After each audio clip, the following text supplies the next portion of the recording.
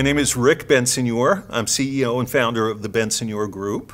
This is a company that consults to institutional Wall Street portfolio managers. Also last year started an individual investor newsletter to help them get access to models that typically only institutions have. And I also do performance coaching for financial advisors on the street.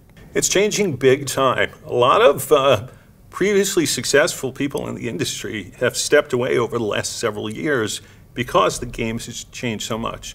A lot of it you have to credit or discredit the amount of algorithmic trading, the electronic trading that exists in the marketplace. Somewhere between 60 and 70% of all trading that's done on the New York Stock Exchange is done through algorithms. This is a huge cry from how business was done 20 years ago. It basically means you're playing against computers all the time. So the classic investors are seeing swings. The S&P can move 20 full points in 10 minutes sometimes. That's the Dow moving a couple hundred points in minutes. Now, of course, they're higher priced instruments, so the Dow 25,000 moving 1,000 points is very different than when the Dow was at 10,000 moving 1,000 points. But the point is that these computers tend to jump on board each other. And so we start moving up and then other signals kick in, and sooner or later everybody's model is going to be doing the same thing. So you get these huge moves out of nowhere. Do not play the game of day trading. That is a losing proposition nowadays. It is very, very difficult for the average person to beat the computers. The minute they lift an offer thinking something's going up, the stock is 10 cents down on them. It's uncanny that virtually every decision you make is wrong from the start. No matter how good your analysis is, this is what computers have done to the game. You're kind of taken for a knock the moment you get in. So it hurts the psychology a little bit. You think you're right. You don't get into a trade unless you think you're making the right decision. And then as soon as you do, somehow, it's in your face. So computers are making a big change to the industry. And then the way people react to what's going on in the marketplace is also evolving more and more. And let's even take what's going on now in the markets. You sell off in December. You have half of Wall Street saying we're in a bear market. We took out the lows from February. So now you really have people saying this is, terrible. And so now people are looking to sell every bounce.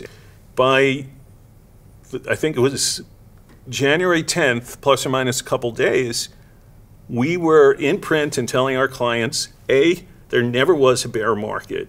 B, we're not in the midst of a bear market. And C, and most importantly, the low in December around Christmas time was the low, not just for the US market, but for all global major equity indices.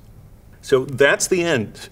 Whereas the US really didn't fall apart until fourth quarter last year, Europe and Asia had been falling the entire year. The signals I have said that ended on the December decline.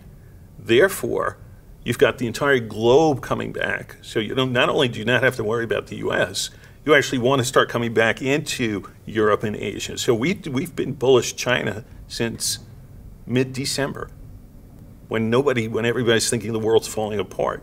So part of the game now too is really taking advantage of all the cognitive and emotional mistakes most portfolio managers tend to make at the extremes of moves.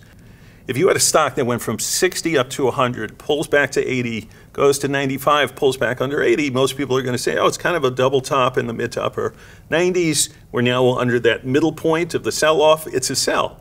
And it might be, but you're 20% off the highest high that traded.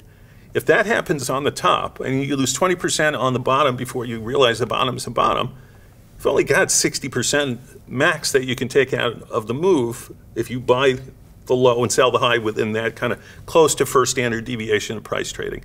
So we like to think of it as if you play the second and third standard deviations, the extremes, but you have a way of doing it. And I've had this process and methodology that I approach to trading for 25 plus years. I'm only buying something that's been beaten up enough that the odds are decent that we've picked something darn close to the bottom.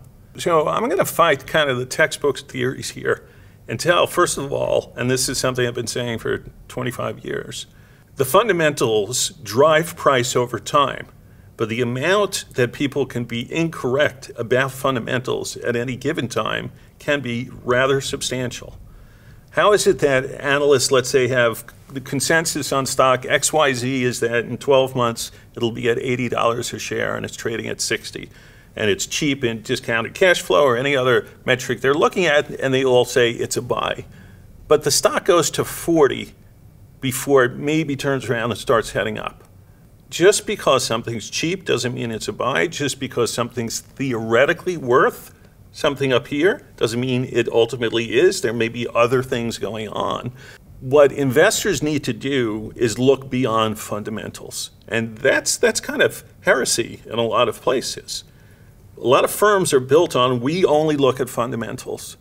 And I will tell you that most of the people who only look at fundamentals do not do well any longer. They don't beat their benchmarks. They're lucky if they can even come close to matching their underlying benchmark. Generally, they're trailing. My goal is you've got to outperform benchmarks. You've got to do better than other people on the street because there's so many people playing this game. How do you make yourself stand out? Well, you've got to have a different approach. And I realized 30 years ago, when I was somewhat new in the business, that if I did what everybody else did on the street, I'd just be a Me Too player. Well, a Me Too player doesn't stand out. So when I thought of that in conceptual terms and even statistical terms, it's very hard to outperform when you play the fat part of the bell curve of price movement. If you can buy in the second or third standard deviation of the maximum price move in either direction, you have a much better chance of being positioned correctly at the turn. Then let all the other yahoos push it in the way that you're already positioned for.